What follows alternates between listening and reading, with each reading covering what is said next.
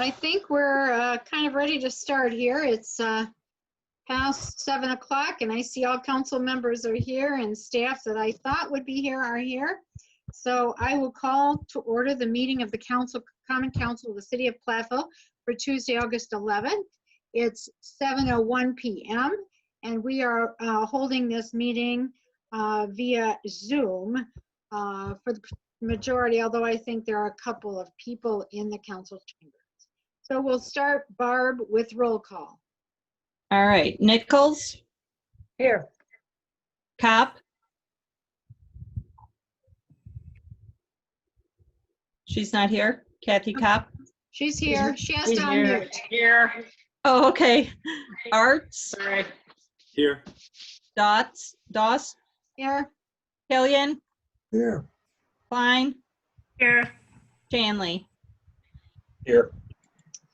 Okay, great. The first item on our agenda is the acknowledgement of Tracy Winkler's 31 years of outstanding service and dedication to the city of Platteville. And if I heard right, while I was in City Park on Thursday night, I believe there was a fire truck parade in honor of Tracy. Is that correct, Doug? Yep, I thought I saw a fire truck parade and a police car parade and other ambulance parade in her honor. So we do have a proclamation, which I'll read into the record, recognizing Tracy Winkler's 31 years of outstanding service and dedication to the city of Platteville. Whereas Tracy Winkler, who has faithfully served the city of Platteville since 1989, started as a parking attendant and advanced to a full-time telecommunicator position and has an positive impact on the careers of many officers and dispatchers. And whereas Tracy has been integrally involved with answering 911 calls, non-emergency calls, and providing emergency service dispatching for the Platteville Police Department, the University of Wisconsin-Platteville Police Department, the Fire Department, and the Ambulance Service. And whereas Tracy has served loyally and she has been a calm voice on the phone and the radio during countless emergencies, both large and small. And whereas Tracy has embodied the spirit of public service and faithfully, diligently, and honestly executing her duties during the stressful times at all hours of the day. And whereas Tracy has performed the duties of a telecommunicator with professionalism and integrity.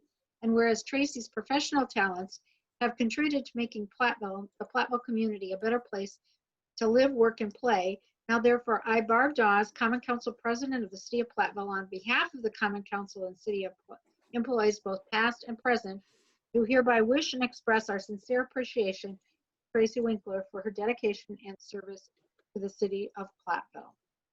Signed, and I signed that, and I believe it has been presented. So, another one of our long-term employees. And I guess she missed out on yesterday's emergency. Ryan, I see a smile on your face.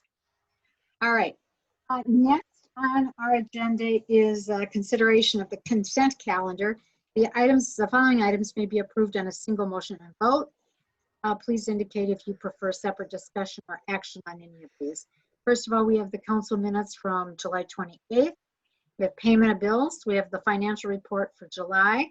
Appointments to boards and commissions, and tonight I'm appointing Keisha King to the Parks, Recreation, and Forestry Committee for a 3-year term ending June 1, 2023.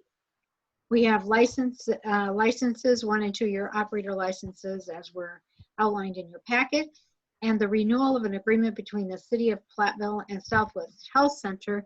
And this is to provide services, their agreement to provide service for indigent and other folks who are unable to pay. So what do I hear? Do I hear any requests, or are we ready to approve this? I move to approve the consent calendar. I'll second. Okay, we have a motion by Ken and a second by Kathy to approve the consent calendar as presented. We'll vote. Barb? Question. Oh. Oops, sorry. Ken? Yes, these are for the city manager on the memorandum of understanding. with Southwest Health. Second page. I'm just curious as to whether or not this agreement extends beyond the state of Wisconsin, the border of the state of Wisconsin. Looking at 1A, it says Platteville and surrounding communities that go beyond the state line.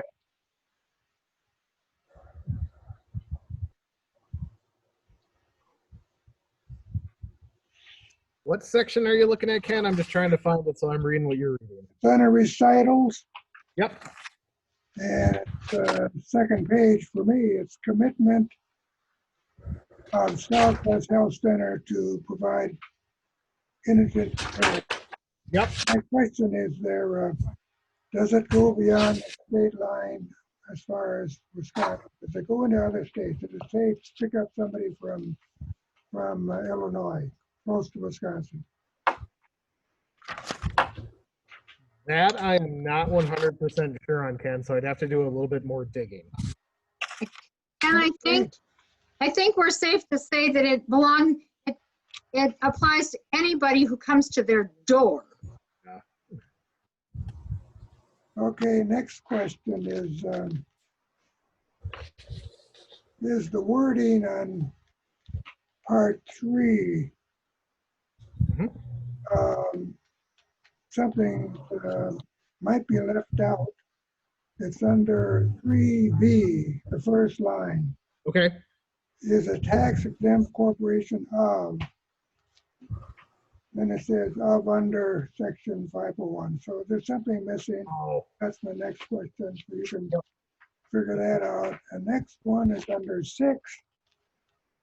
And it says governing law, any conflict of laws, provisions which would serve to defeat.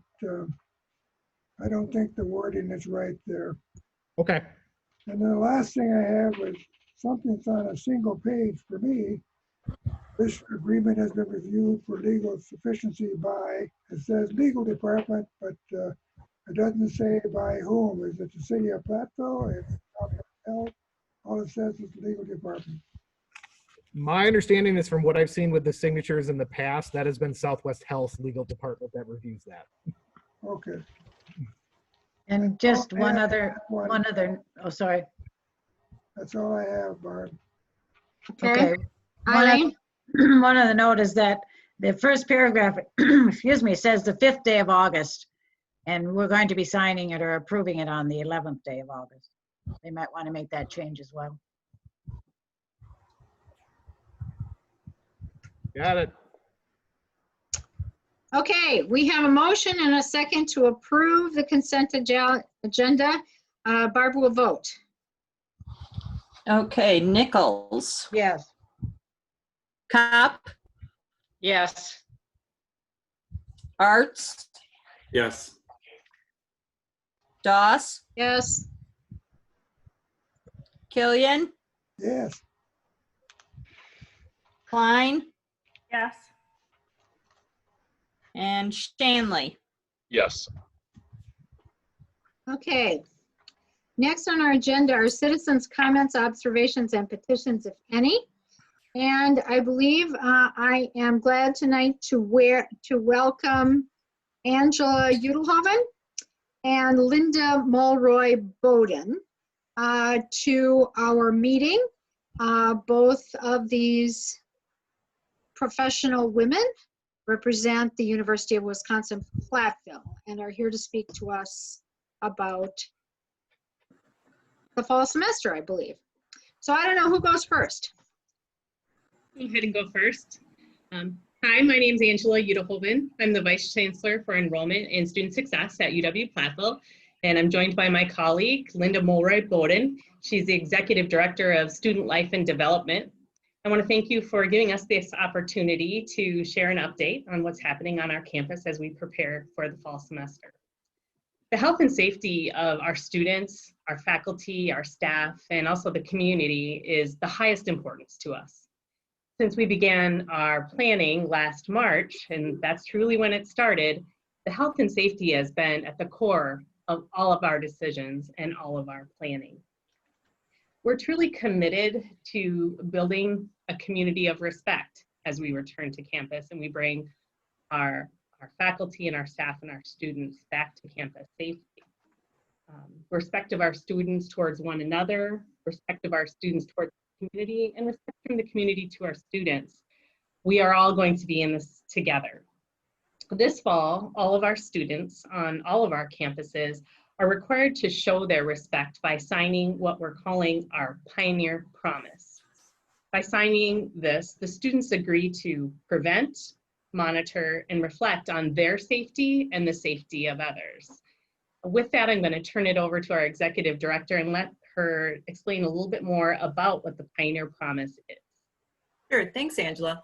One of the things that we know is our success in being able to be face-to-face and the safety of our community really is contingent on our students' behavior and how they navigate this, how they follow the basic guidelines, etc.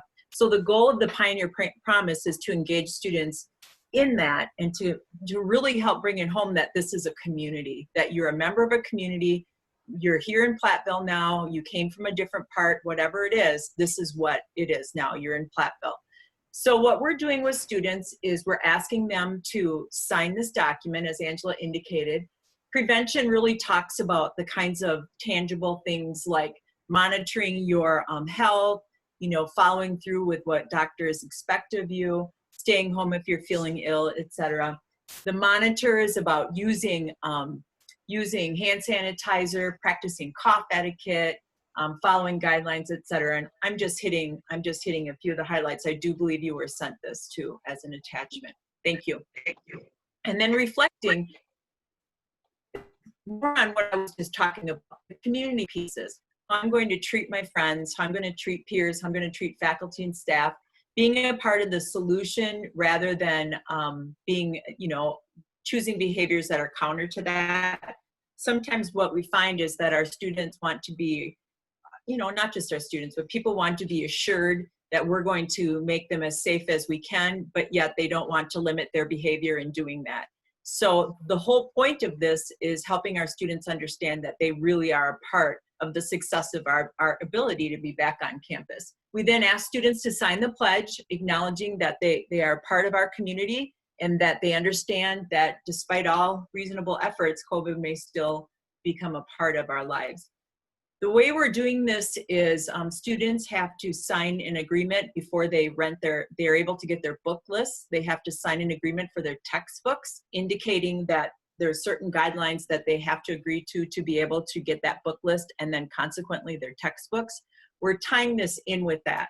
So students won't be able to see their textbook list until they look at this agreement, read it through, and sign it indicating that they understand, that they agree and understand.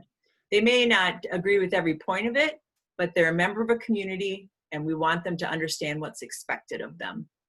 So our hope is that the students' behavior on campus and the kinds of choices that they make will in turn trickle into the community, that they're going to be responsible citizens in the community and that they're going to transfer what they're doing on campus out into the community because we all know that our students will be spending time off campus as well. So that's what I would say about the Pioneer Promise, and I think we can answer any questions that you might have. Did I miss anything, Angela? Another theme that we're including in that is we're in a lot of the messaging across campus and on most of the signage you'll see around our buildings are the 3 W's. And that's wear your mask, wash your hands, and watch your distance. We encourage the city to join us in that messaging. And again, as we work together to build a community of respect. Mm-hmm. Okay, folks, not general, but in this case, we will allow questions. So Kathy, any questions of Angela or Linda? I really like the idea. Just a quick question of the students aware beforehand. Yes. Will they see this before they get to campus? Yes, so the students, Okay. We're rolling out a marketing campaign. Chancellor Shields has already been on social media talking about the Pioneer Promise. We've already had some students contacting us asking how they can sign it, etc. So The students will receive correspondences before they get here indicating that the expectation is that they review it and sign it. Okay, thank you. Ken, any questions, comments, or? Well, as far as the pledge, I certainly agree with it. As far as if they do not wear a mask where they should be wearing a mask, is there any recourse penalty that's going to be occurring? Yes, our Chancellor Shields has been very firm with not only our students, but with our faculty and staff, indicating there's no discussion to be had. It's not optional, unless, of course, somebody has a need for accommodation due to a medical need or something that would fit within our accommodations through our services for students with disabilities. Those kinds of things will absolutely be considered. But we will have follow-up with our students who refuse to comply, et cetera. The first level of follow-up would be within the faculty and staff setting, or the faculty setting their expectations in the classroom and following through on how they would like to see the classroom managed. And then it's written into the UW system code that they have to be able to comply with the reasonable request from a university official. What I miss, Angela? The faculty member will have the right to actually cancel a class. And first they can ask the student to leave. They can actually cancel a class. So there are options, and we have verbiage written for that faculty and staff, as Linda mentioned, for class management. Mm-hmm. Okay, Thank you. You're welcome. Ken, is that good? Jason, do you have any questions? No questions. Robin, My questions were answered. Isaac, Oh, I guess kind of expanding on Ken's question is, it never really went into detail of what could happen to the student. Are we talking a probationary, not able to attend classes? I mean, you stated what the professor can do and what Sure. the campus would do, but what is the recourse on the student? So we are governed by UW System Chapter 14, 17, and 18. And any kind of misconduct that is non-academic misconduct is covered under Chapter 17 and 18. And so the discipline procedures are all laid out under Chapter 17 and 18 and how we will navigate this with students. It's going to be handled just as any other kind of a policy violation on campus if a student fails to Okay. comply. All right. Eileen, No, I think it's well laid out, very clear to understand. So I think that, I know it's taken a lot of planning to get to this point. So I congratulate you on that. Thank you. and all right. I have no questions. I had seen this online earlier this month. I applaud you for doing this. I think we all in Platteville want students to be back. I certainly hope that our community has an understanding that they also are part of the respect and have respect for others. And so I know we're currently under a mandate for masks, and I certainly hope that we will continue to monitor and to show that respect. So anything else that you ladies would like to add, Angela or Linda? I will just share that I know the Chancellor has been in contact with Adam and some of the other members, so I know we'll continue to have that communication. If you have questions, please don't hesitate to reach out to any of us on the senior team, and we'll be happy to help how we can. As I said, we're all in this together, so I hope to work together with all of you. And I would just reiterate how much we appreciate the campus and community relationship, and our goal is to have our students, be respectful, to understand clearly what's expected out of them. So thanks for your time. Thank you. Okay. Well, thank you. And you're welcome to stay or you're welcome to go. Thank you. I also have another person on who has joined us who would like to talk during citizens' comments, observations, and petitions. And that would be, where did she go? Terry Burns. There she is. Now she's a picture. Yeah, I'll briefly be a picture, and then I will leave you all alone. As Terry? you may know, Yes, can you hear me? Identify where you live. I live on in Platteville on 1190 Union Street. Okay, go ahead. Okay.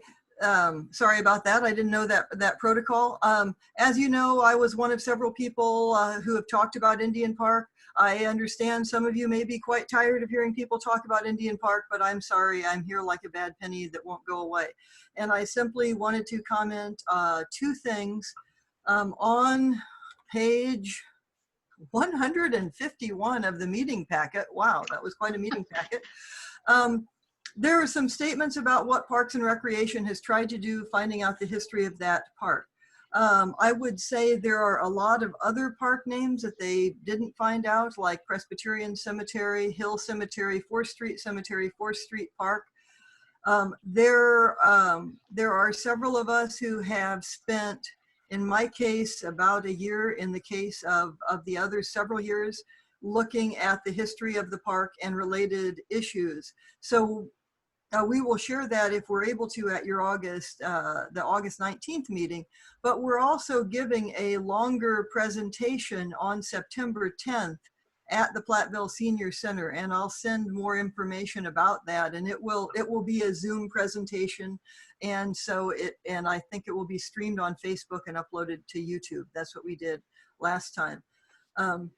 I spoke briefly at one of your citizens meetings about feeling that there needed to be some information about the history of that park before a discussion of who's offended by the name, who isn't, etc., that people know what the history is. It apparently qualifies for national as a historic marker. And I also wanted to let the city council know that that's not work that you would need to do. It's just work you would need to approve. There are 3 of us who would be delighted to write a historical marker. And if it is too liberal, too conservative, too verbose, or too short, or whatever, I mean, you're the ones who would approve it, but it's not work that you would have to do. And so I just hope that you will all consider that before anyone dives into the idea of arguing about the name change of something before we look at the history of a place. And that's all I have to say. Good. And Terry, I know that Eric Flesch is also on the call, on the Zoom meeting tonight. And I believe that Eric recently provided additional history for you at the park about Bohemians that had perhaps inhabited the area. So Eric, I'm going to give you 2 minutes and I'm going to mute you. Great. Yeah, well, Terry posted a fun and interesting photograph in the Friends of Indian Park Facebook group. Oops. It was a photograph. Eric has frozen up. Okay, well, I'm going to barrel ahead because I can't. Eric, you're frozen. Okay. He seems to be working okay for us. Yeah, I can hear him fine. Okay, well, I'll just barrel ahead. Anyway, the mystery letters on the stone appear to read a Bulgarian name. And so that's not a surprise because there were a lot of Bulgarian miners in the first few decades of the 20th century. There were a lot of people from Hungary and other Southern European states, and they were all derogatively called hunkies.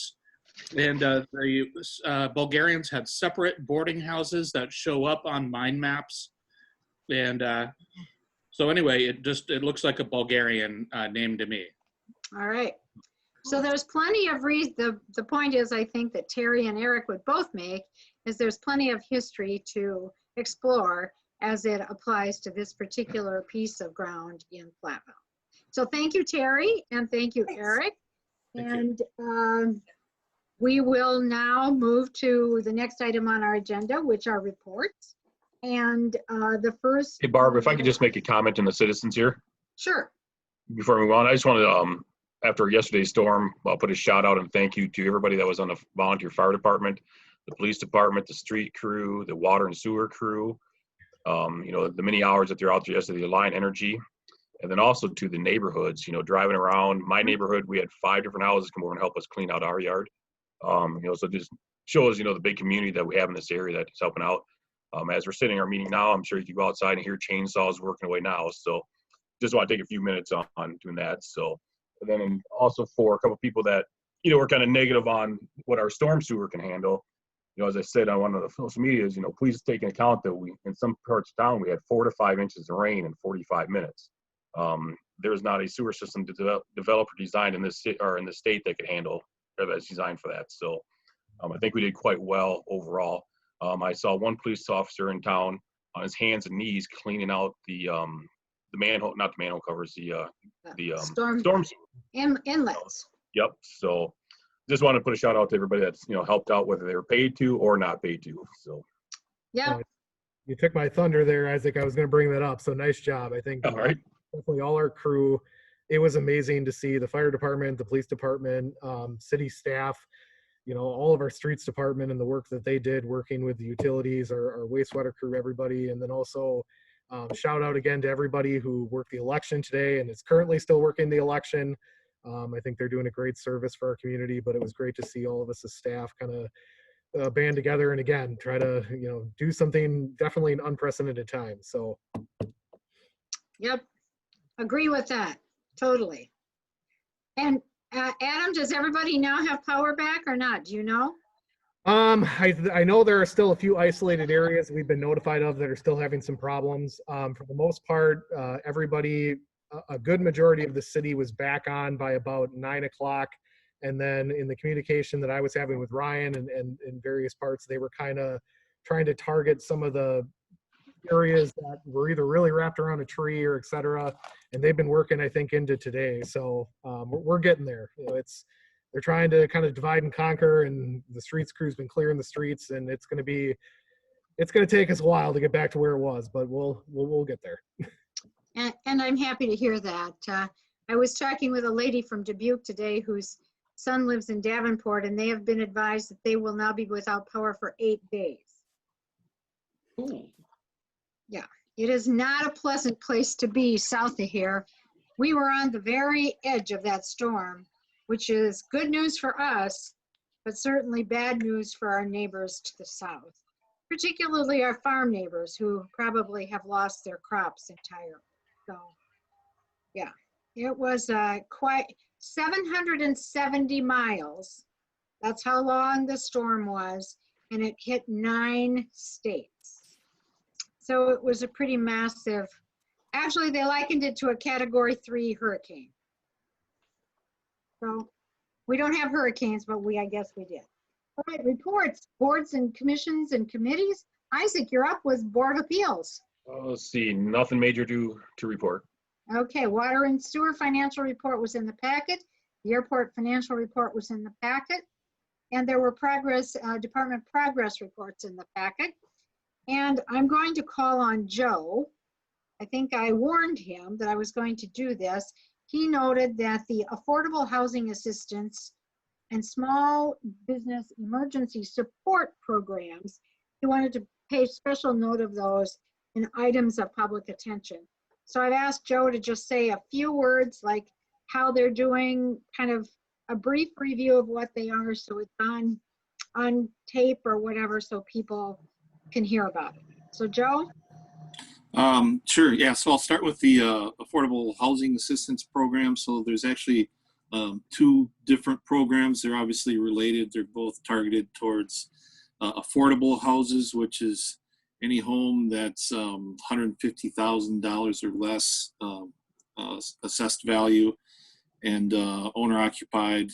They have to be 1950s or older homes to qualify. But basically it's assistance in the form of either a grant or a loan.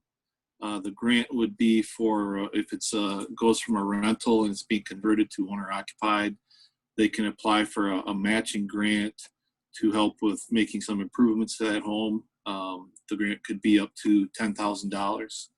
And then we have a 0% interest loan that would also have the same general parameters, but that would be good for up to a $25,000 loan.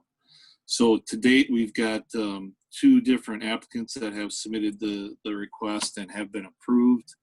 We haven't distributed any money yet, but the projects themselves have been approved. We're waiting on the final legal documents and paperwork to go with that. I've got a few follow-up questions on actually both of them.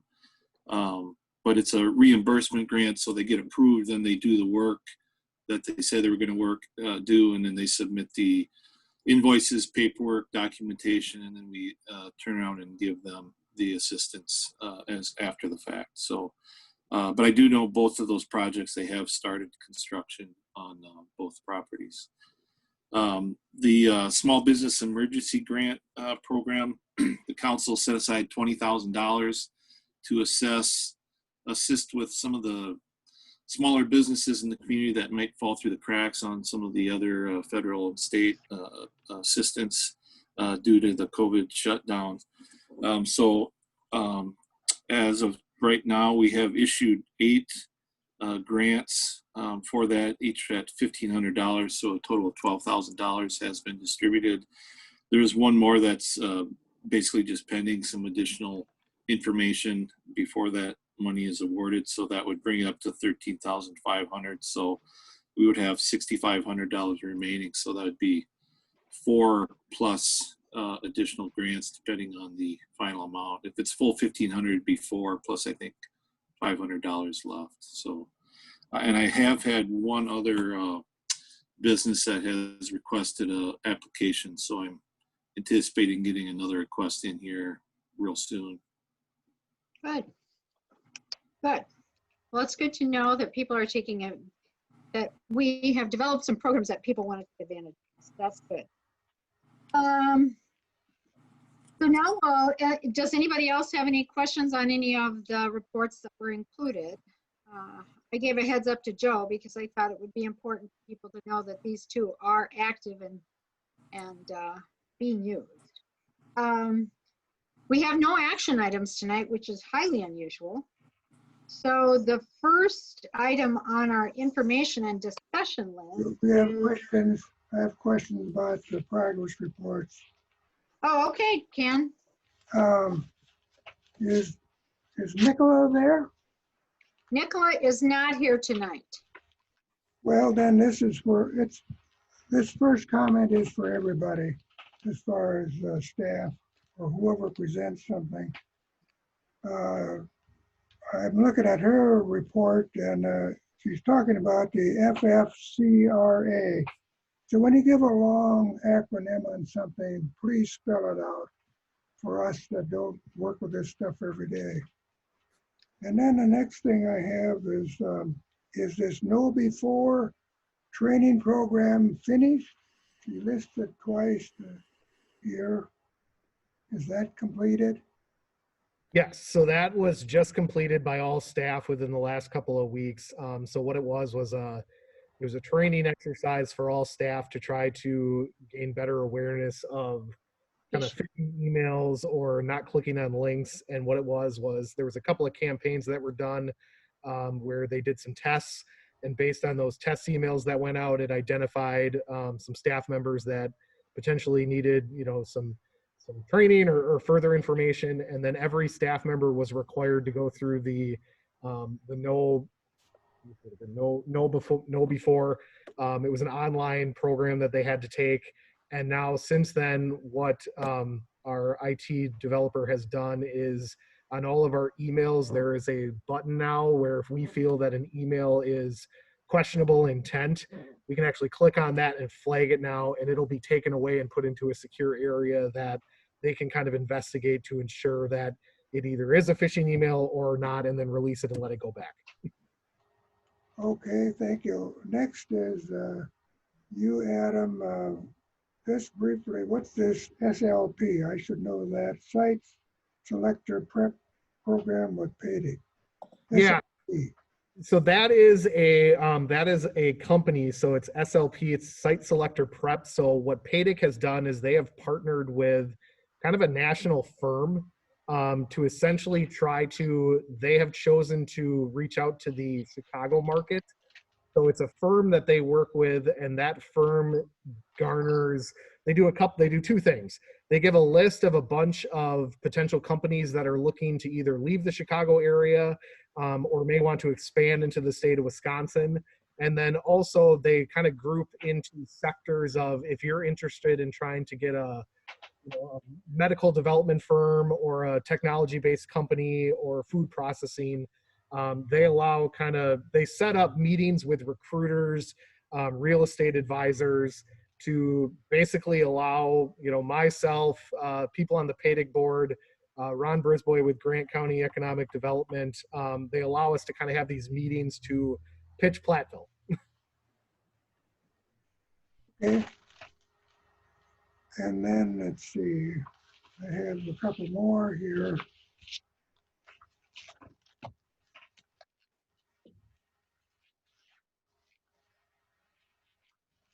The library director, is she here?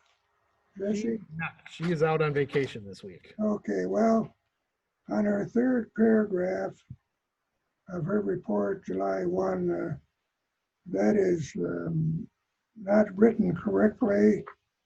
It says here that the appointee's term will expire on May 1, 2020. So there's an error there the way that's presented. And it says they're eligible for a second 3-year term. So I assume this person will fill out the term of Natalie Long. Correct. Yeah. So that's the completion of that term, and then be eligible for a 3-year term. Correct. And then for Howard, I've talked to Howard about this as far as the work on South Court Street and other streets in the city. And as far as South Court Street, I'm finding that some of these shutoffs are not properly situated as far as the height.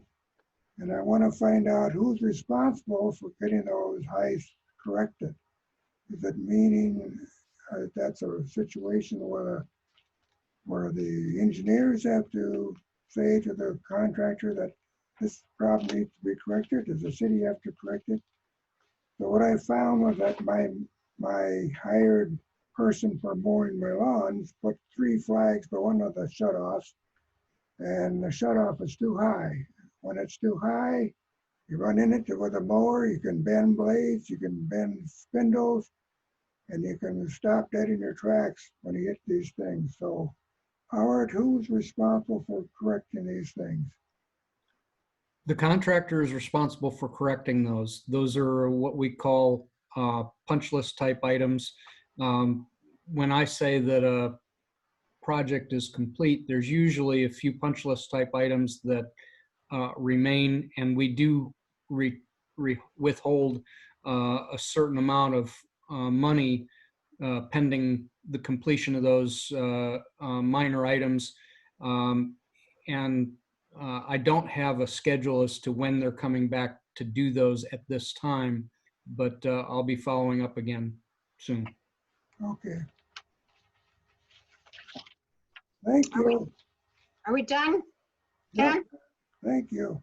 Okay, then we'll move on to information and discussion. The first one has to do with City of Platteville and masking. And we've heard from the university tonight how their first item is requiring all students to wear masks in class, I guess. And I don't know if it's on campus when they're passing too. I haven't read it that closely. I think that's Okay. the intention, yes. Okay. All right, so as you can see, obviously anybody right now in the council chamber, myself, Doug, and Jody, who's disappeared, we are all wearing masks because of obviously the mask order that is in place by the governor. So at our last council meeting, it was asked for city staff to kind of bring forward for consideration either a potential mask ordinance or resolutions that could be passed that would be encouraging mask utilization. So I did some digging and a little research into what other municipalities kind of put together and passed. And that is essentially what you can see are the drafts that are in front of you tonight to kind of talk about and consider. So there are 2 resolutions. The first resolution is more of a strongly urging business leaders and employees, nonprofit organizations and employees, faith-based organizations, educational institutions, leaders, and employees, and residents to basically do three things. One, in indoor spaces of businesses or venues open to the public, they should be including but not limited to stores, bars, restaurants, entertainment venues, public meeting spaces, government buildings, civic centers, entertainment venues. It's asking them to wear a mask. It is not a enforceable action. This is more just of a, again, strongly urging or recommendation. Again, in outdoor areas open to the public where 10 or more persons are gathered and unable to maintain 6 feet or more of distance, this resolution would be asking them to wear a mask. And then C, in transportation services available to the public. So if they're using, the Platteville public transportation system, or if they're with multiple individuals, it's encouraging them to wear a mask. So that is one resolution that I found that a couple of municipalities kind of drafted as just a way to urge. The next one then is kind of taking it a step further. It includes a lot of the information that is in the first resolution, but then really hammers home the policy for municipal buildings and basically saying that we are going to be requiring, no longer recommending that anybody wear a mask in a municipal building. So this essentially kind of puts in the stamp that we're going to be encouraging other businesses and everybody else to do exactly what we would be doing with our municipal buildings. But again, under this is we are requiring it in our buildings, but there is not a enforcement arm to if they're outside of a facility or restaurant. Again, it's just a strong recommendation, but then it directs myself as the city manager to work with staff and make sure that we have a policy in place. The last one then would be an official ordinance that would be created under Chapter 5 of our municipal code, which is our health section, basically requiring face coverings during the COVID-19 pandemic. I use specifically the city of Whitewater's example and kind of tweaked that. So what you'll see through here is, basically it requires, it's very similar to what, the actual mandate is right now, where if it is any person 5 years or older, they would be required to wear a mask. Essentially, what happens from an enforcement standpoint is they will be given, first, they will be issued a warning from the police department. And then if they continue to not, follow the guidelines or the rules, then essentially they can be given they basically will be given a violation, which would be $10 and not more than $40 for a first offense, and then not less than $50 and not more than $150 for a second and subsequent offense. I did ask our legal attorney, Bill Cole, to kind of take a look at these. So that's where you'll see in some of the documents, they have kind of done some red line versions. Basically what I'm trying to get from the council tonight is some direction on where would you like to go with this? There's a couple of options. So number one, obviously, is we are under a mask ordinance requirement from the state that was issued by the governor that goes until the end of September. If it's the council's choice, we can continue to follow that and not proceed with doing any type of a resolution or an ordinance. The question then that could come up is very similar to what we experienced in May when the governor's order was overturned. It does kind of create a limbo situation for residents of, well, what happens now? Does that mean we just go full-fledged back to you don't need to wear a mask anywhere, et cetera? So one of the considerations would be to move forward with this is that in the event there would be a legal challenge to the governor's order, and that would be, overturned, this then would kick in. So obviously the governor's order is more restrictive than anything that you see presented tonight. So we are required to follow those requirements. But, right now the consideration is that at the end of September, everything we have heard is at this point that order would be gone and there would be nothing on the books. So there's conversation as to what would we like to do as a municipality. So it can be the resolution route where it just strongly urges people to wear masks. It can be the resolution that is more in the middle that definitely establishes our requirements for municipal buildings that we are going to require masks. And then very similar to kind of as Barb indicated, partnering with UW-Platteville and other organizations to strongly encourage everybody to wear masks when they're outside of municipal buildings or the university. Or We do have the authority, according to our legal attorney, that under the state of emergency that we declared, that state statute does give us the authority to create an ordinance. The only thing we have heard with that, obviously, is there is no current case law in regards to anybody challenging those type of ordinances. So there is, unfortunately, always going to be a bit of a gray area in whether or not that would stand.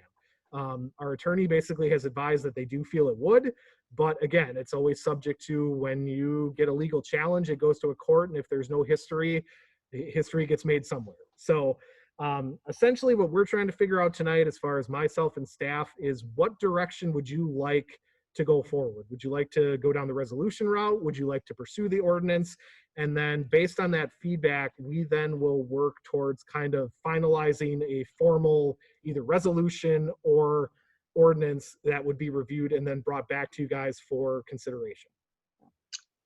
Okay, so discussion time on masks and ordinances, resolutions, etc. And so, Ken, we're going to start with you. Resolutions strongly urge, or urge strongly. Ordinance, the ordinance would have a penalty.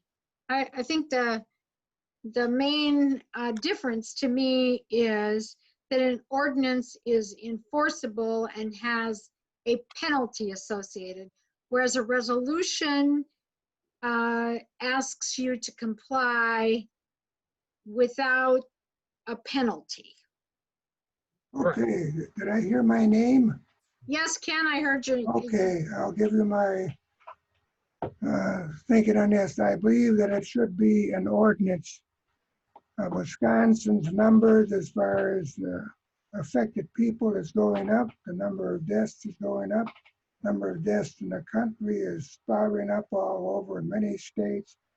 And I think if we just simply say, recommend it, that this will be just a continuation of numbers of people dying, affected throughout the country, throughout the state. So it may be inconvenient, and it'll be inconvenient for some, and some people will be talking about, well, you take away my rights. But I don't believe people have the right to be infecting other people with the virus. As you know, a lot of people don't show the symptoms, so that just because somebody's not sick and not staying home, that doesn't mean that they're not spreading the virus. So I think we need to be as cautious as possible, and that we should be asking people to wear a mask because the virus is still with us, and we don't see any immediate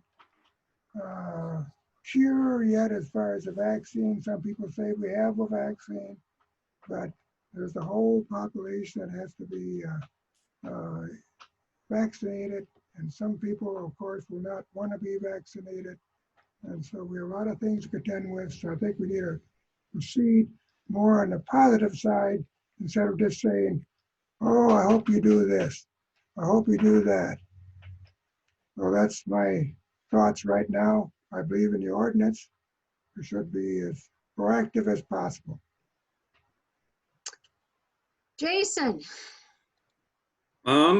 I think for me, I'm leaning more towards an ordinance. I think just hearing and seeing what's going on at the university and the stance that they're taking, and I know the K through 12 school district is going to be mandating for teachers and kids at school unless there's an accommodation.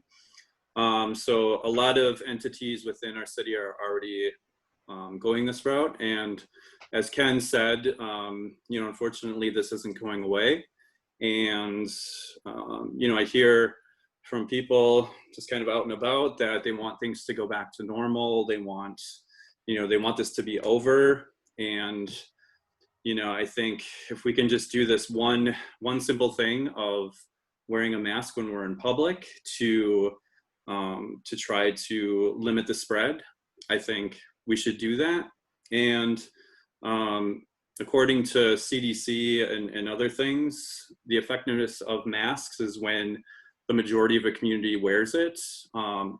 It's, you know, me wearing a mask for myself is only going to be, you know, so there's only going to be so much protection. But then if somebody else also wears a mask, that just increases the likelihood of kind of mitigating those risks.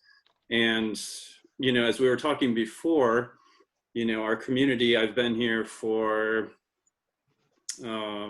going on probably like 15, 16 years. And so prior to this storm, I've been here when we've had other storms or other crises. And as we talked about before, we're really good at coming together as a community, taking care of each other. And if you look at the mask thing, it's, you know, me wearing a mask protects other people. It's kind of how it works in terms of the effectiveness. And I think, you know, if we can kind of build on that, taking care of our community, coming together, I think that's going to be a good thing. Robin.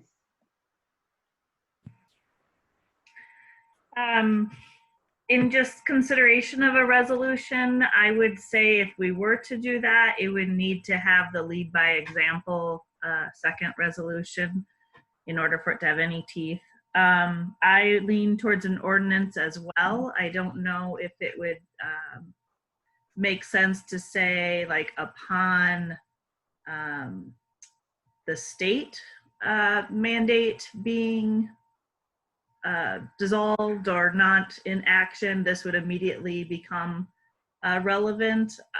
But either way, just I believe we need to have that. They're leaning on us to make those decisions at a local level, then I would like to be proactive and have that in place so that we don't have that place where people are wondering in between if the governor's mandate is not there.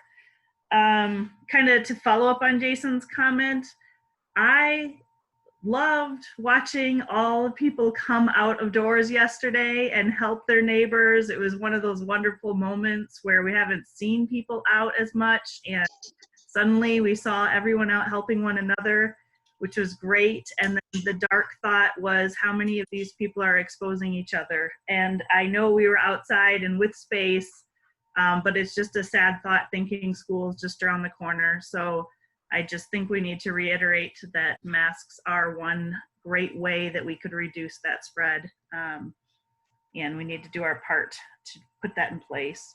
The idea of an exception and how would law enforcement decipher whether a person's exception is appropriate. I know we don't really have that written in. I'm sure the doctors are not going to appreciate having to write a bunch of notes.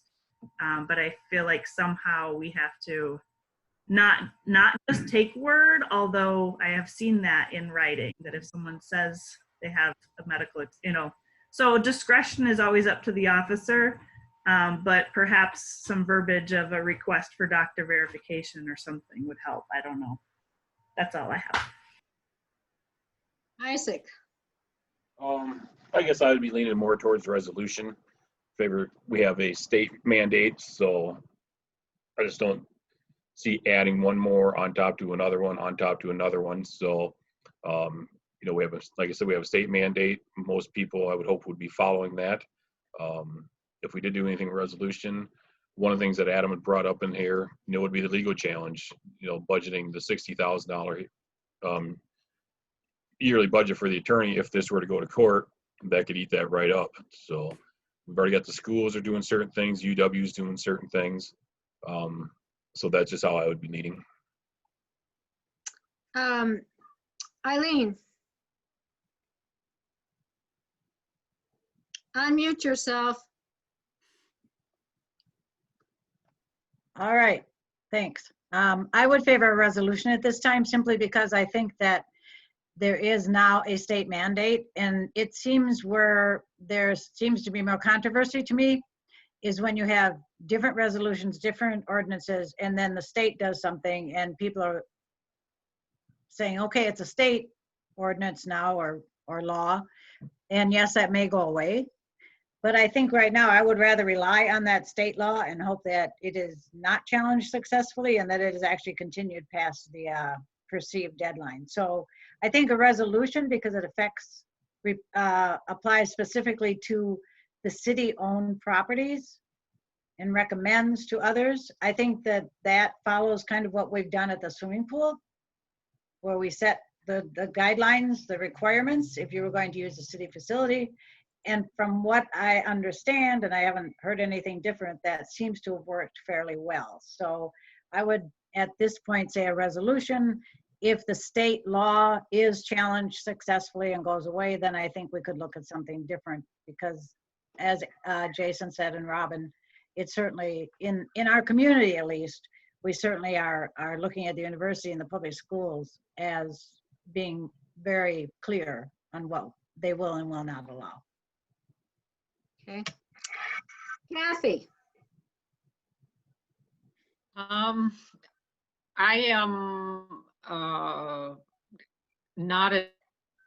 would not be in favor of adopting an ordinance at this time. I would lean more towards the resolution that would cover the city buildings specifically. Since the governor's mandate has come down, I see everything that Robin and Jason, you mentioned about the community coming together. I saw firsthand today workers cleaning up trees wearing masks. So I would like to think that an appropriately worded message to reinforce the governor's mandate, maybe put some teeth into it, requiring masks in city buildings. And then I have also heard from several people who are concerned that they feel ostracized because they are not able to wear masks for whatever reason. And I would feel very bad if our community would give, if you come to our community, whether it's to shop or to visit or whatever, just a citizen on the street, that it is absolutely not appropriate to challenge someone for not wearing one because we don't know why they're not. But I see a tremendous amount of people following the governor's mandate. Everybody's pulling those masks out before they go into the stores. And as far as an ordinance, the teeth in it would be that the police would have to enforce it. And I think we have better things for our police department to be doing at this time. And a lot of what you said, Eileen, struck me as I think that would be a better route to go, but I'm absolutely not in favor of creating an ordinance. Well, Adam, you have a 3-3 split here. I think Robin makes a good point of saying it would be nice to have an ordinance. The question would be how many people would be in favor of an ordinance. I mean, I think the governor's mandate is pretty nice. I think that saying that masks are required in the city hall, I think we should move on that. And I don't know, maybe we should have a ordinance ready in the event that the governor's mandate is, there's a scheduling to overturn it. From what I've read, I don't know that that's going to be the case, that there's going to be a movement to overturn it or not. I don't believe an ordinance is necessary when the governor's mandate is in place. But I also don't want us to have the same thing happen as happened when the stay-at-home order was lifted and Platteville became international news for its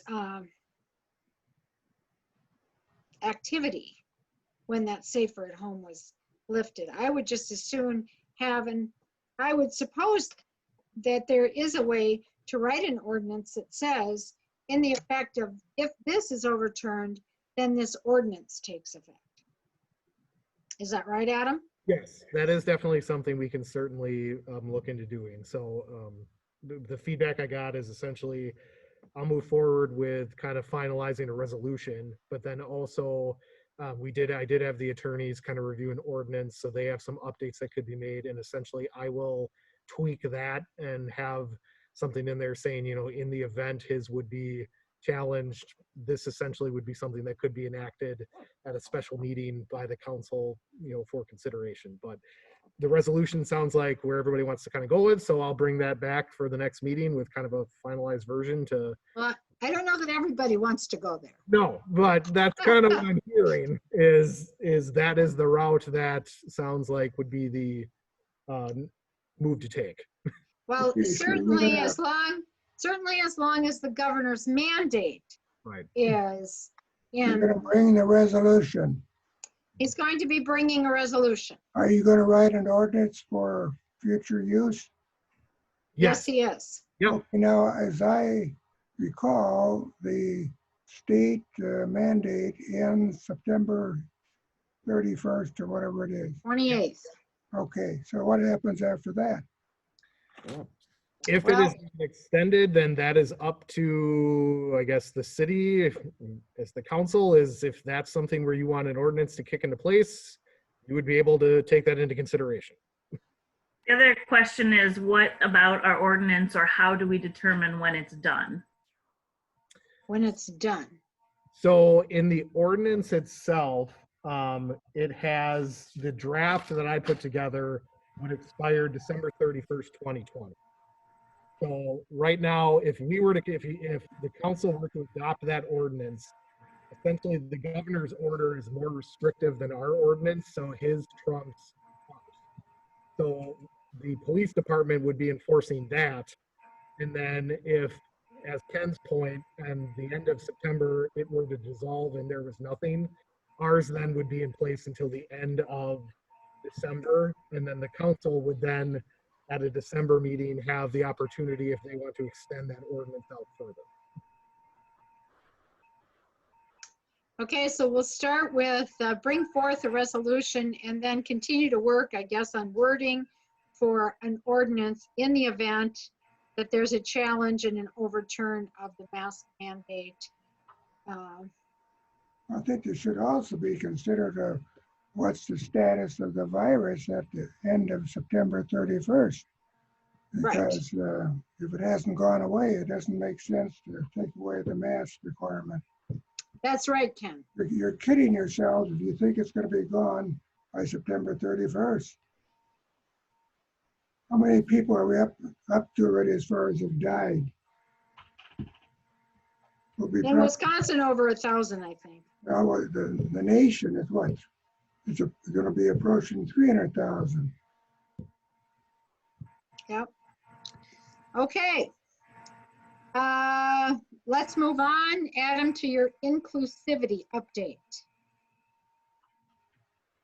All right, so as we've kind of talked about in various meetings, this is kind of our always an information item, just for anything that the council and staff want to discuss. So one of the things that we have continued to do, obviously, is we've had a draft inclusivity statement out for public feedback.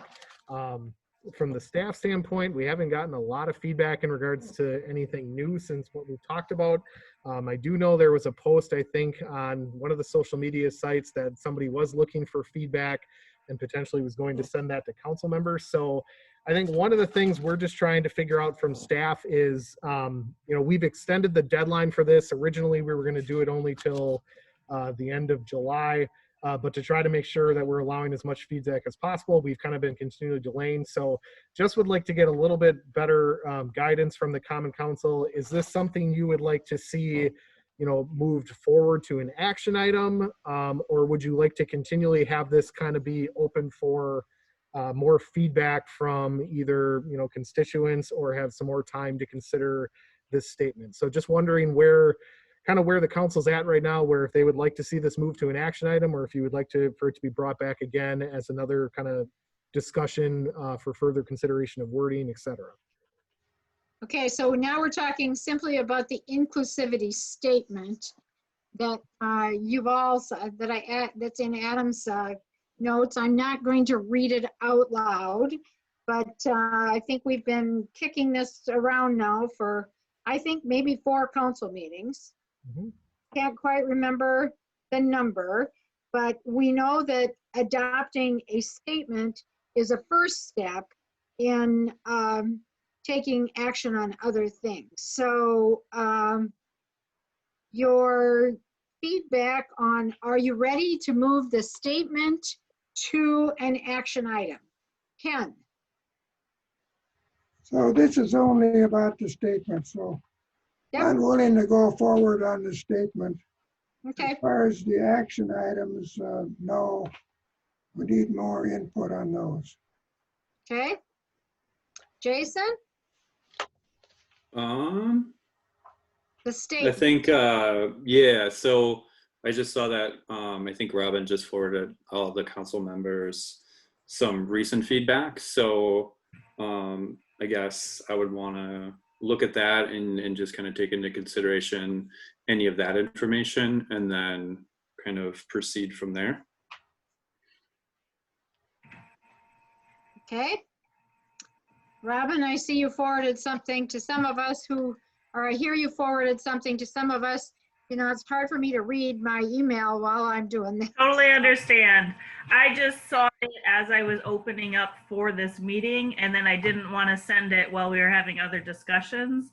So I've just sent that information. It's too much to read during this meeting anyhow. So I think there's some resources that are listed in that email that hopefully some of us can have some time to look into.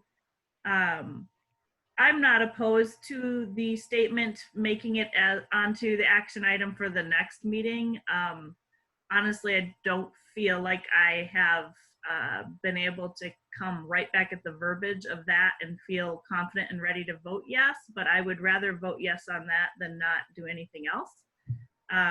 My truth is I really just want us to form a commission that would be reviewing the nuances of this. So to me, I would rather move on that action, creating people that are going to sit and have lengthier discussions on this.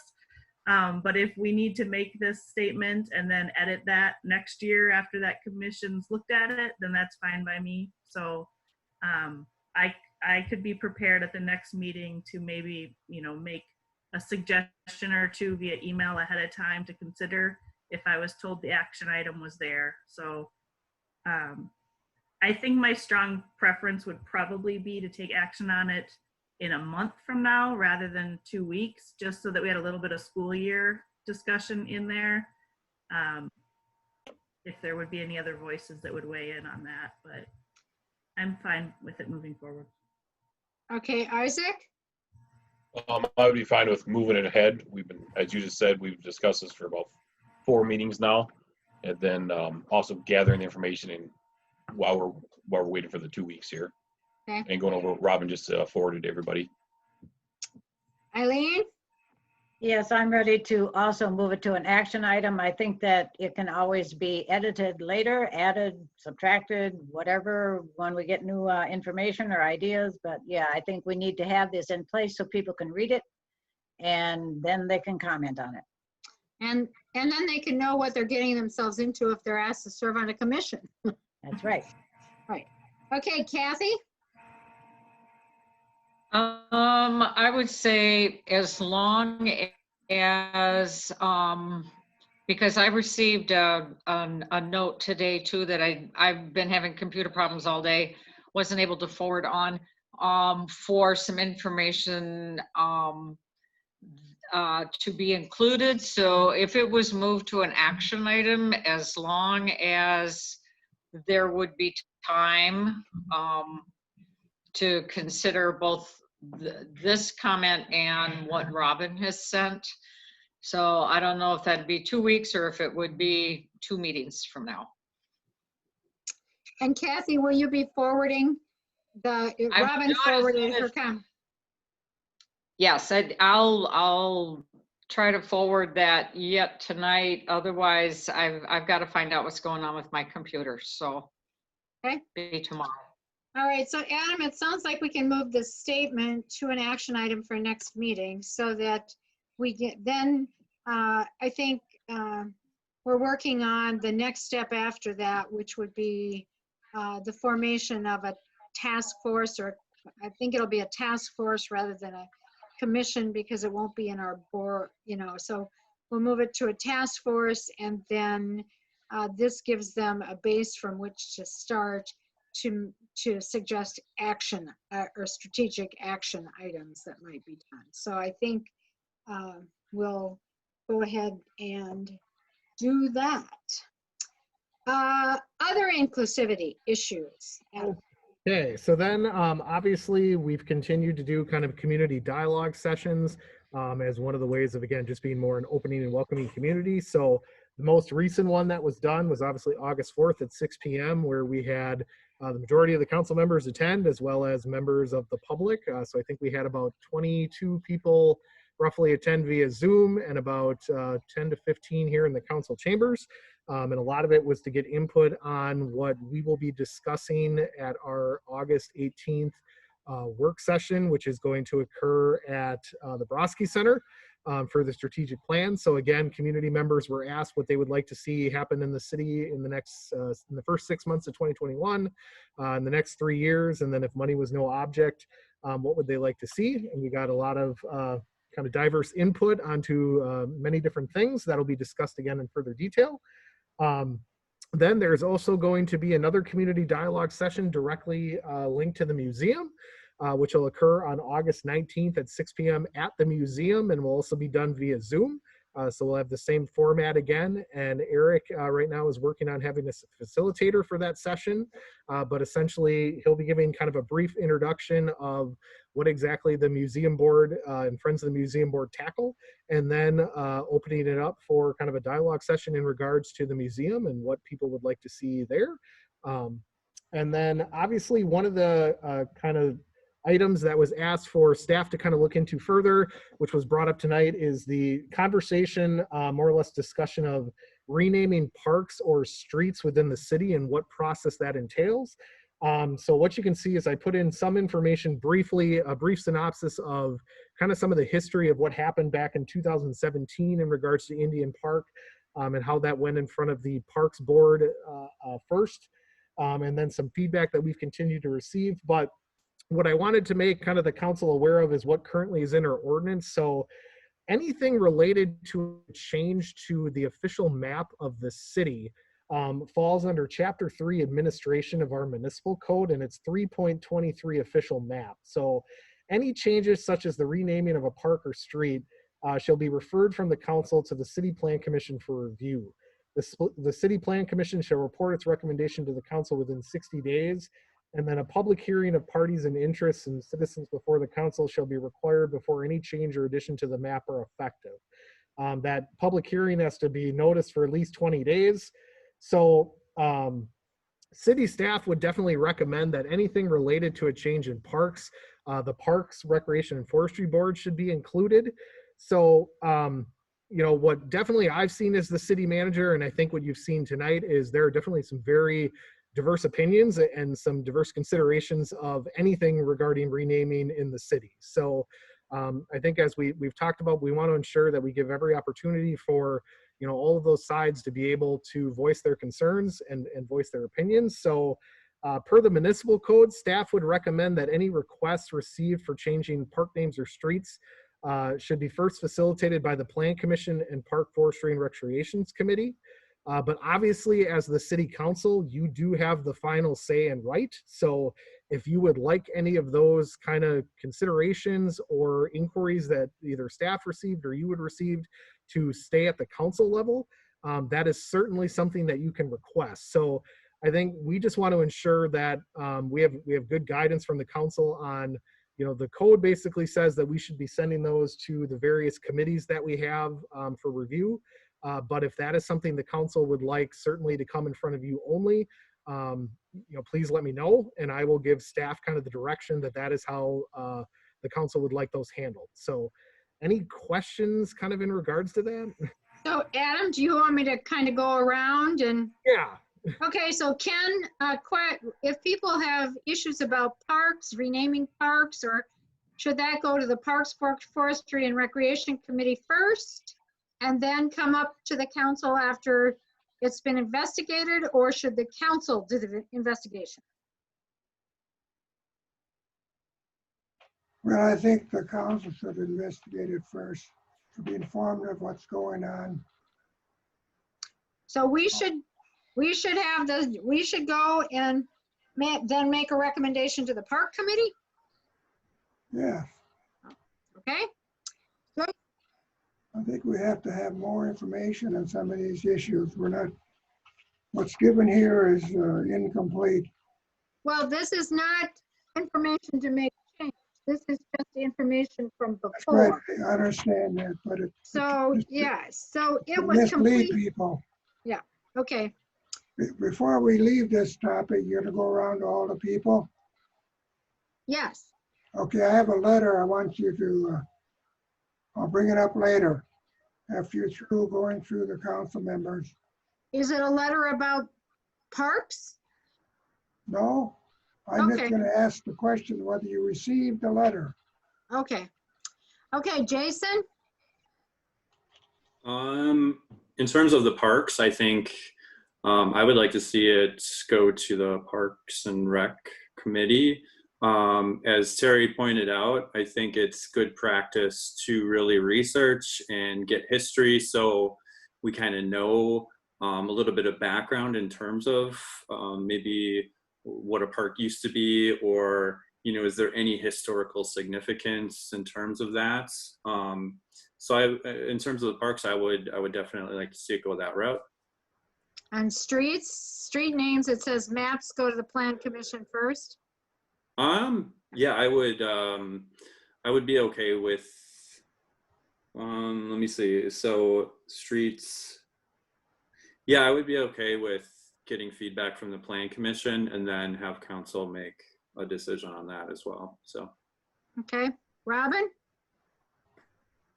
I would say the more voices that weigh in on this, the better. And so I would say through the committees, but on such items of controversy, I guess it would be nice to get a special reminder that that is coming before committee so that we could attend and observe, or at least go back and just kind of be more aware of it as the process is unfolding rather than just the presentation to council. But okay, more people weighing in on it, it would be better. Isaac? Kind of agree with what everybody has said so far. I agree with what Ken has stated about making sure that everybody is checked into the background of the parks or the streets and there. But then on the other hand, with what Jason and Robin have said, that's why we have the committees and the commissions in the first place, is for them to do the startup of the investigation, and then bring it towards our attention. And then agreeing with what Robin has stated, that obviously every matter that comes to the council everybody should look into anyways, but on a case something like this, definitely just a reminder that, hey, this is going to come up here. This is what's been brought up. Because this hasn't even really been brought up yet, and I've been taking emails and calls already, which I'm sure everybody else in the council has as well. So I would agree with Jason and Robin on this one so far, is to start with the parks and recreations for the parks part of it, and then for the planning committee for the streets portion, and then bring it to the full council. Eileen? Yes, I would agree. Committees first and then the full council. Okay, Kathy? I agree, definitely. The way it's set up, that we do have committees for that reason. So I would like to see that. I guess I would just stress that after those committees meet, that as members of the council, we really review the minutes of those meetings. At least I'm the type of person, when I'm out and about and a citizen is going to ask me a question, I would like to have some knowledge of what the conversation is that they're talking about before it would come to the council. Great. Okay, Ken, you can ask about your letter. Okay, I'm gonna show you a letter. This is for the council and the city manager. Can you see it? Yes, It's a letter I received in the first week of July. yes, I'm Ken, I asking the had one question, too. Did any other members of the council receive a similar letter? Yes, You did? I did. Jason, did you? I have no idea. I don't. Well, yeah. Robin, did you receive any kind of, I'm trying to recall. I think that Ken's actually arrived at my house first, and I had to return it to City Hall for him. And I'm having a hard time remembering if I had a letter of my own. I definitely, yeah, I recognize the handwriting because I received that letter of Ken's, but I'm not recalling. Isaac? Mhm. Boy, July, that's a while ago, I guess, maybe. It was an unsigned document. Okay. Signed. No, what? It's not signed. Oh, I just, to be honest with you, I do not recall. Eileen? Same answer. I do not recall receiving it. Okay. Did or did not? Did not, Ken. Did not. Kathy? I You did not can- receive one. Okay. All right, Ken, it looks like you and me for sure, but, and for your information, I've received a subsequent one. And I have turned mine in to the police department. These are letters that are similar to the letters that faculty members at UW-Platteville have received in many faculty members have received. City manager, Adam, have you read this? If that's the same one that Barb Dawes said, yes, I have read the content. Okay, thank you. Yep. Okay. I would like to, if possible, like I said, I don't recall getting that, but I would like to see a copy of that letter. So, Well, I don't have mine anymore. I think Doug has it. Is that right, Adam? So, I can send mine to Adam. Yep, if you send it to me, Ken, then I'll scan it in and send it to the council. Okay. Okay. all right, moving on.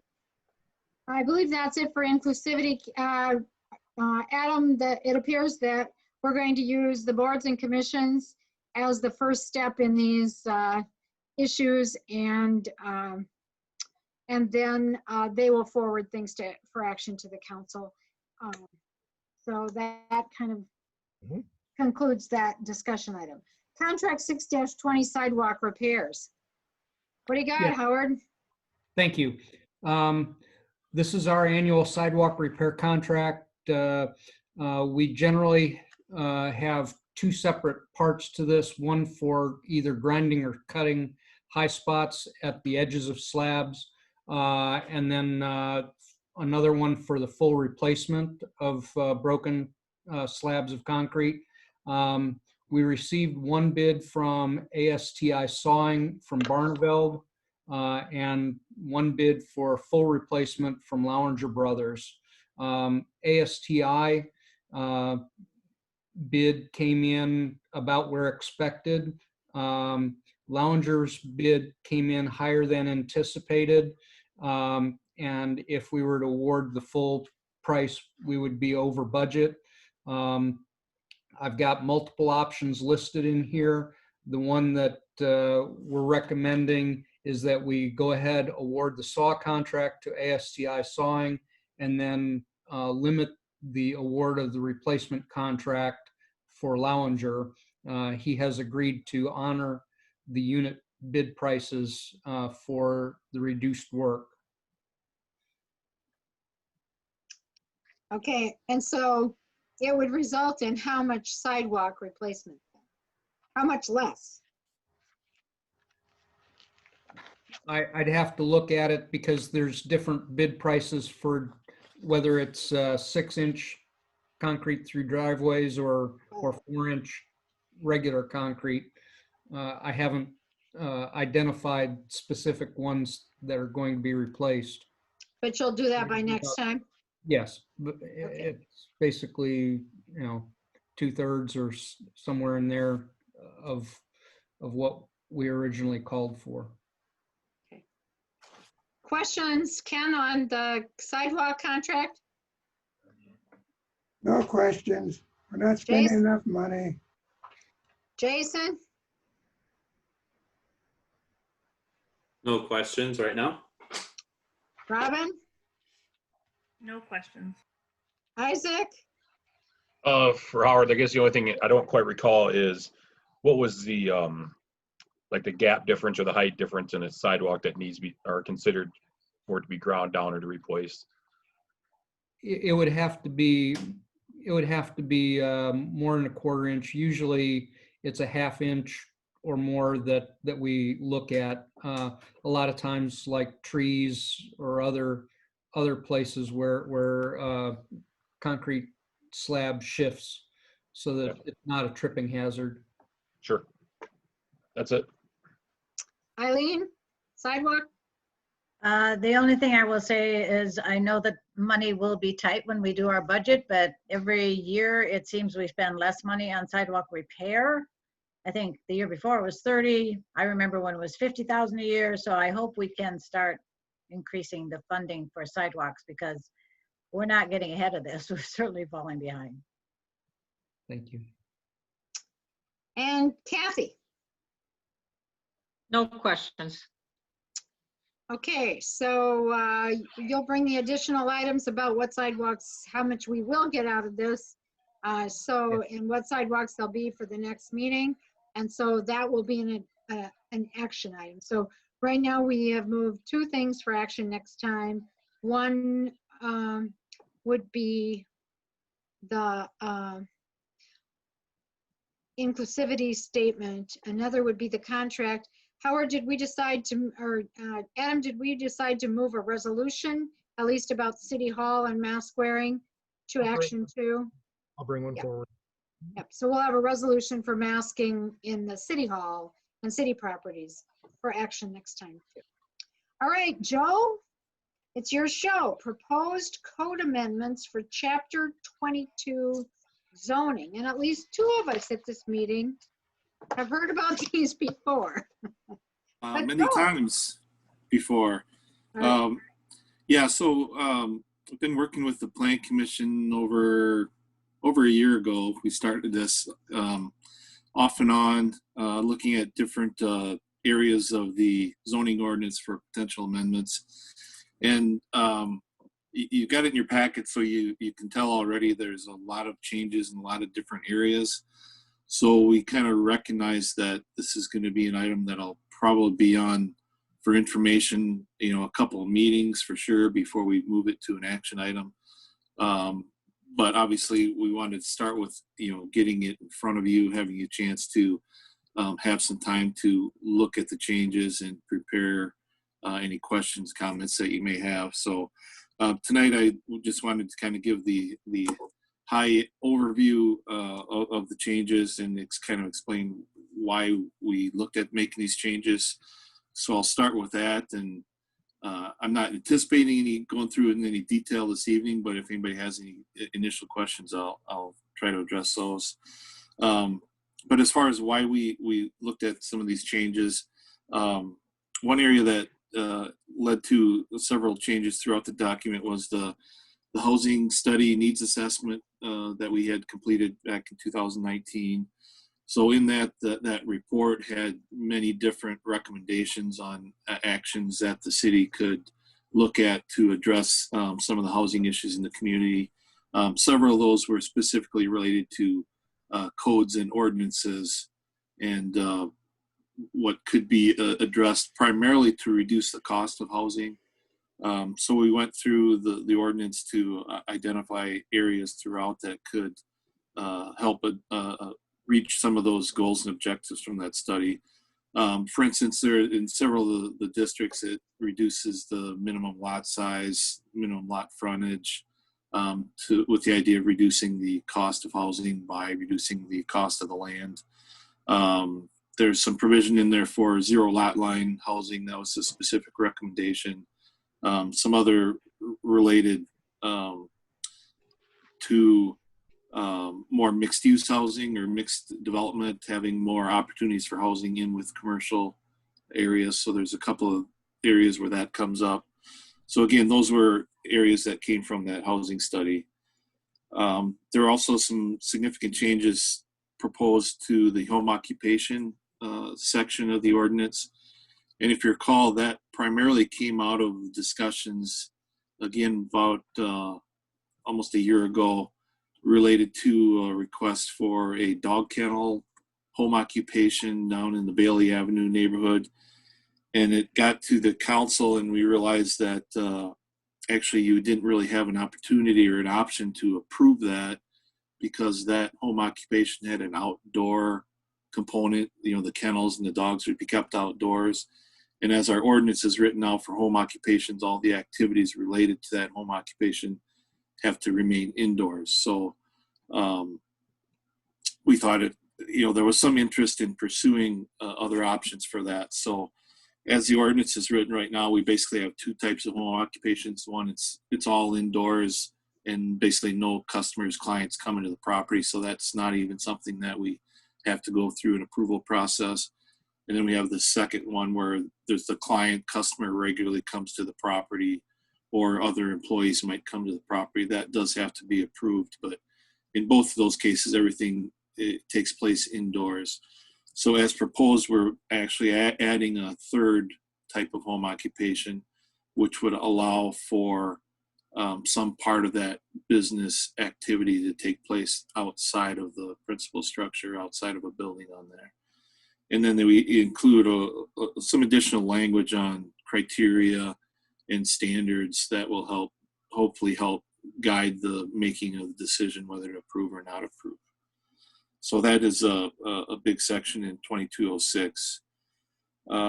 Another primary change, which really kind of started the whole process, there was some changes in the state law, several smaller changes, and then the big one was related to the approval of conditional use permits in the community. So basically, the state law really took a lot of the ability away from the communities to make fly by the seat of your pants kind of decisions on whether to approve this request and set conditions based specifically on that request for that particular use at that location. And what they really said is you have to have more guidelines, more criteria in your ordinance that would govern that type of use. And then as long as the request meets those guidelines and criteria, then it can be approved. If the use doesn't meet those guidelines and criteria, then it's not approved. So it really forces the communities to put more language in their ordinance to govern that request rather than making it up as you go type of a decision. So there's a lot of changes in that, but it's really based on meeting the state law. So we don't really have a whole lot of choice in that matter.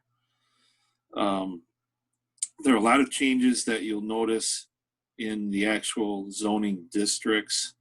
And I guess I would explain that as when that ordinance was written, however many years ago, I would call it as a shortcut when they made the listing of uses and conditional uses in each district. And basically what they did is, for example, the B1 zoning district, the neighborhood business, has a list of these are the specified or uses that are permitted in there without approval. And then they have an additional list of conditional uses in that district. And then when you go to the B2 district, it'll say all those uses that are specified in the B1 district plus these additional uses. And then in the B2 under conditional uses, it'll say conditional uses in the B1 plus these additional uses in the B2 that are conditional, and then the same thing to B3. But what happens is you get some of those uses in the B1 that were conditional are now listed as specified in the B2. So you end up with some of those uses that are conditional and specified in the same district. So you have an internal conflict in the zoning ordinance for some of those uses. They're listed twice as specified and conditional. So it's confusing. Is it approved does it have to be approved? Does it not have to be approved? So we basically got rid of that whole shifting it forward and just listed all the uses in each district. So it makes the code a little bit longer, but it's obviously easier to follow in the general scheme of things. And then we tried to address some language consistency, terminology issues. There were areas where they would say, you know, a pharmacy in one district and a drugstore in another area of the code, were basically the same thing. So we tried to, you know, utilize the same language. Same with the financial institution was utilized, and then banks would be utilized in a different section. So we tried to clean that up, make it a little bit more consistent. And also some changes, for instance, regarding daycare, to make the language more consistent with state code. So that's kind of the large categories of changes that are being proposed. It's not quite the entire ordinance, but it's a pretty large portion of it. So in your packet, I just included the areas that were where changes were made, or pages directly related to that section. So it's not the entire ordinance. So if you're looking for something in particular, it's not theirs because there wasn't a change made in that section. But I'm hoping that you can all take a look at that and be prepared for, you know, any questions or comments as we move forward. But if you have anything specific tonight, I would try to address it as well. Okay, Ken, anything specific tonight, or are you thinking you'll read this and come back with questions at a future meeting? Anything specific tonight? I have one general area, and we've talked about this in previous meetings.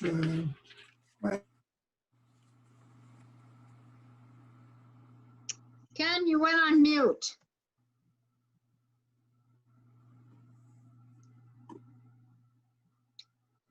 Ken? Ken? We can't hear you.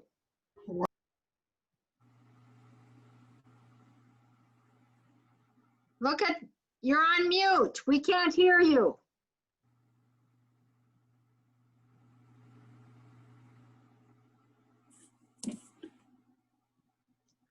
Look in the lower left-hand corner of your screen. You see a little microphone? You see a microphone? It has a line through it.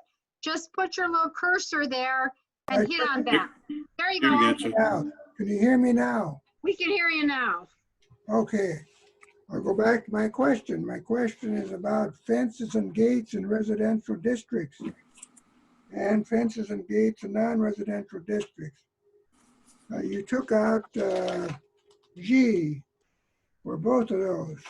Now my question, G says exceptions to the above requirements can be approved with a conditional use permit.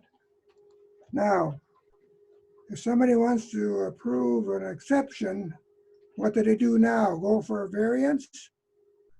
Correct. Pardon? Yes, so it'd be a variance to the Zoning Board of Appeals instead of a conditional use. Okay. So basically there could be a variance to practically everything in this code.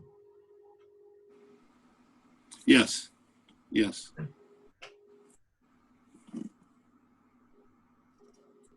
Thank you. Okay. Jason, questions tonight? No questions tonight. Robin? Just want to apologize. I'm on call, so I had to take a phone call and missed the last portion of Joe's comments, but I do not have any questions tonight. Okay. Isaac? I guess mine would be, Joe, we kind of discussed this at the planning meeting about home businesses with having commercial vehicles advertised out front, and that there, what we came up with. Right, and I'll look into that in a little more detail, but I think, you know, when it comes down to it, I think as a community, we need to decide how we would like to deal with that situation, and then draft the ordinance to reflect that position. Okay. But I do want to read this a little bit more detail before I give any more clarity on how I think it's written now and how we enforce it now. Sure. Okay. And Isaac, explain to the council what you mean by that, like, So let's say you're, example, in my neighborhood, we have a gentleman that does like a delivery, and he uses a large straight truck, which has an attachment on the back for moving large pieces of equipment or deliveries, and he parks in the front of his property or in his yard. So he's, or like say a semi or, a straight truck, something on that lines. And so, okay. And where they can, okay. because we're talking about home businesses, as Joe had stated, that it's supposed to be inside, in your confinement of your property, where this is a little bit of both. He runs it out of his house, or a person would run it out of their house, but yet they're keeping the equipment and everything on the outside. On the street. Correct. Okay, Eileen, any questions on this tonight? We can't hear you either. There's a I line. don't mute myself, but tonight I did it. You and I can. On chapter 22051, one family residential district, and the lot size has been reduced from 80 feet to 70 feet, correct? For the width? Yeah, the lot size were reduced in all the districts. Okay, so that was my question. And then the R2 and 1 and 2 family district, the lot size for a single family home is 60 feet. So it's less in an R2 zoned area for a single family home than it is in a single family home area. Right, and that's the way it is right now. And is there a reason for that? Because the R2 is promoting higher density than the R1. Okay. So we used to have 60-foot frontages in single family as well, right? And I'm just curious because now it's 70 down from 80, which I agree with, but I guess if somebody wanted a 60-foot lot, they wouldn't be able to do it in a single family residential area. It would be a what, a conditional use then? It would be a variance. Would be a variance. Yeah. Okay, well, I'm just curious about that because frankly, I think some people might want 60-foot lots. And so that's the other thing we still have to deal with at the plan commission level is we haven't talked about pocket neighborhoods and those kinds of things, which would be a different kind of, so that isn't addressed in this zoning ordinance. Okay, that's all for tonight. We've just talked briefly about it, but not very much. Okay, Kathy.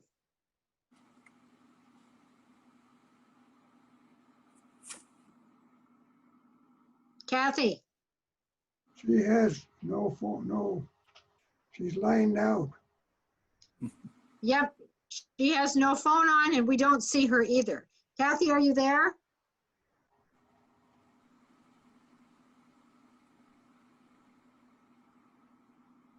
She said she was having computer problem. I guess she's having computer problems. Okay. Joe, I don't have any questions because we've been doing this. I've been on Plan Commission while we've been doing this. But Joe, do you want to tell us the next time which particular sections and which particular pages we should look at? I think that would be good for us to do. So we kind of have an assignment. So we're not next time debating over 2 or 3 things. That let's just, either take the single family home section or whatever, but let's concentrate on one section at least next meeting, and you tell us which section, and then everybody can read it through fully and you can write your questions down.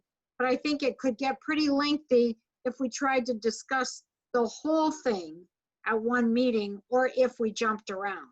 So I'd like to see us take a more rigorous, a more organized approach and say, let's talk about these pages this time, whether it's the single family home, the R1, R2, R3 changes. It doesn't matter which section you choose, Joe. Let's just break it down and see if we can do it in, 2 meetings, fine. If it takes 3, that's fine too. But let's break it down and you give us an assignment. Yeah, I would say if we could just kind of start at the beginning and maybe get through the actual individual districts before because I think the biggest conversation is going to be when we get to the conditional use permit, the home occupation, and some of the other changes towards the end. The first 20 through 2201 to 20, the actual districts up through the M4, I think they're relatively straightforward discussions, and they're kind of interrelated, so we kind of have to take those districts. It would be better if we took them together. Well, that would be, At least if we could get through all the residential at the same time. so that would be beginning on page 7 or so, and going through page 48, I believe. Is that what you got? Well, can we start on page 2 and go through 48? We can start on page 2 and go through 48. Okay. I've been working on this a long time, and I'd like to see if we could get this wrapped up. Okay, so we'll have pages 2 through 48 will be our discussion next time, which primarily are the zoning districts. It's this districts, it's the site restrictions and all of that kind of stuff. So 2 through 48. Is that up to 22.06? That is up to 22.06. Okay. Up to 22.06. Okay.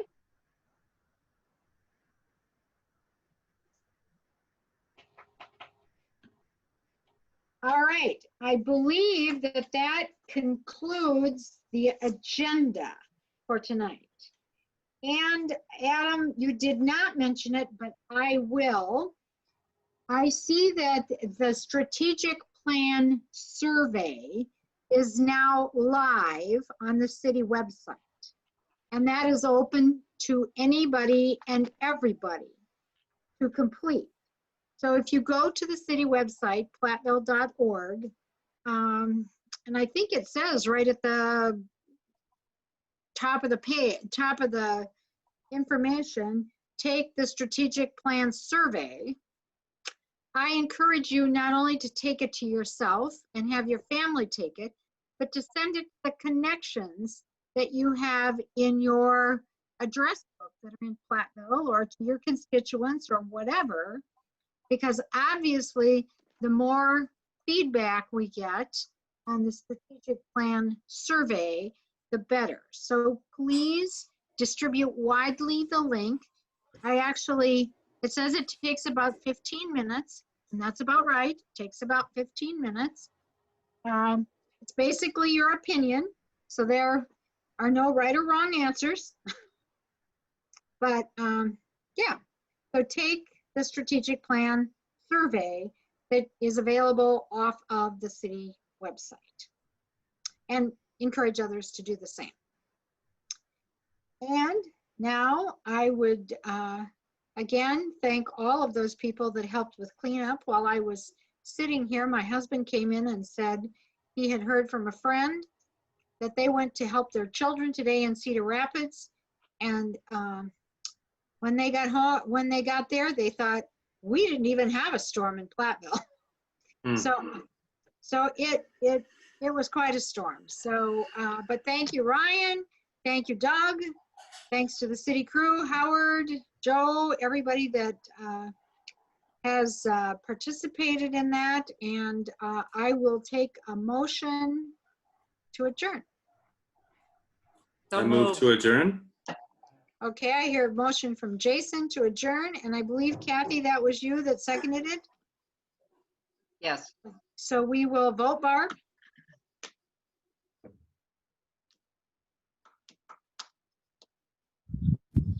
Nichols, Yes. Cop, Yes. Arts, Yes. Doss, Yes. Killian, Klein, Yes. and Shanley. Yes. Okay. And thanks to our poll workers too. So have a good night, everybody. Thank you.